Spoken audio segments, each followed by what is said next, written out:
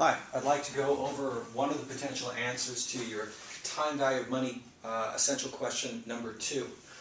This is the one that, and again, you should be able to find this in the wiki, that starts off in time period 0 with a 2, continues on with 2 through time period 2, and then after that increases by 1 all the way through time period 8, and then drops back down to time period 2.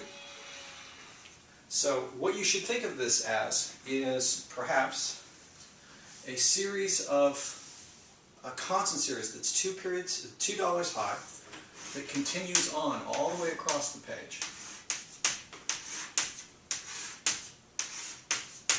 Like that. And sitting on top of it is a linear gradient series. So you can see that the constant series underlies it right here, and then you have a linear gradient series that goes up 1 right there, it goes up 2 right there, it goes up 3 right there, it goes up 4 right there, it goes up 5 right there, it goes up 6 right there, and then suddenly the linear gradient series isn't there.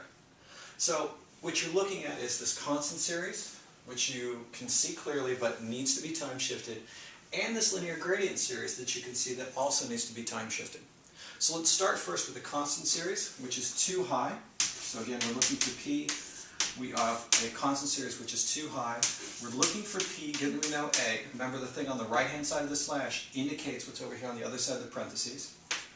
The interest rate is whatever it is. We don't care. It's arbitrary right now. But the N is going to be the number of non-zero values. And here we have 1, 2, 3, 4, 5, 6, 7, 8, 9, 10 twos that are sitting around out there.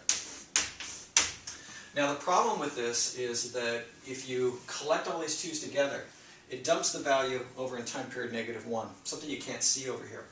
So what you have to do is a little bit of time shifting. And I'm going to write it in this notation right here, where this actually is just the same as multiplying it by 1 plus I. But if you add the 10 and the -1 together, you should get 9, and that tells you the last time period where you have one of these non-zero values. And so that gives you the present worth of just this underlying level of 2's.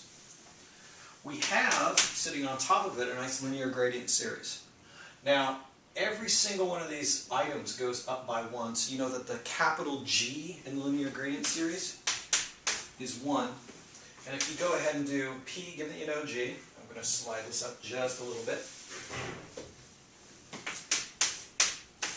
P, given that you know G, whatever the interest rate is, the N on this linear gradient series is the number of non-zero elements plus 1 for the pot. And the linear gradient series is the only one you do that for. So there's 1, 2, 3, 4, 5, 6 of them, and you add 1 for the pot in order to get 7. Now the problem is that this is not in the right spot. A linear gradient series should have 0 cost of benefits in time period 0, 0 cost of benefits in time period 1, and then it starts off in time period 2. Well, here we've got it starting up at time period 3.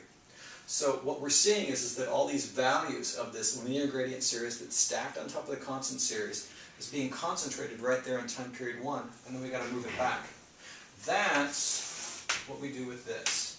We go 1 plus I to the 1. We normally don't put it right there, but we can. You add the 7 and the 1 together, and you get that last time period. We have an element of linear gradient series.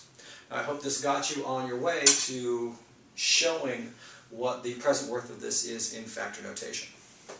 Thank you.